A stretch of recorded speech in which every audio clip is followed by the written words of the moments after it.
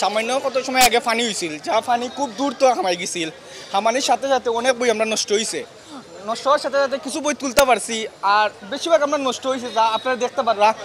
এর আগামী কত বছর আগে বুঝছেন বই নষ্ট হয়েছে, আমার সাথে সাথে আমরা অনেক টাকা লস হয়েছে, বাট কোনো সারা আমরা কোম্পানি থেকে পাইছি না, এবং লাইব্রেরি অনেক কষ্ট হয়েছে বুঝছেন নি।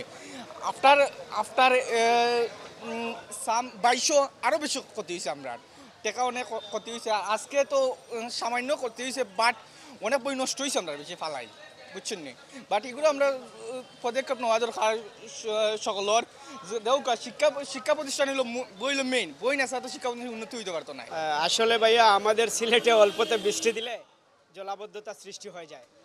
আর এই জলাবদ্ধতার কারণ হচ্ছে যে আমাদের সিলেটের চারপাশে কিছু নলা আছে, খাল বিল আছে, ওইগুলো ভরাট হয়ে গেছে, ময়লা পড়ে জাম লেগে পানি বন্ধ হয়ে যায়। তো সুতরাং এই আমাদের সিলেটের এই আশপাশের যে নলাগুলো ওইগুলো পরিষ্কার করলে এবং ওদের সাথে যে আমাদের শহরের যে আশপাশে যে নলা বা ড্রেন আছে সংযোগগুলো পরিষ্কার করলে পানিগুলো থেকে মানুষ অন্ততপক্ষে মুক্তি পাইতো।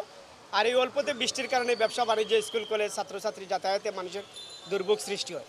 তো আমি প্রশাসনের প্রতি একটু জোর দাবি জানাই যে আমরা একটি পরিকল্পিত নগরী করতে হলে আমাদের এই চারপাশের সমস্যাগুলো আপনারা দেখেন, কারণ এই নলাগুলো অন্ততপক্ষে পরিষ্কার করেন, ছড়াগুলো পরিষ্কার করেন, এতেই মানুষের দুর্ভোগ কমবে আমি মনে করি, বিশ্বাস করি। আসসালামু আলাইকুম।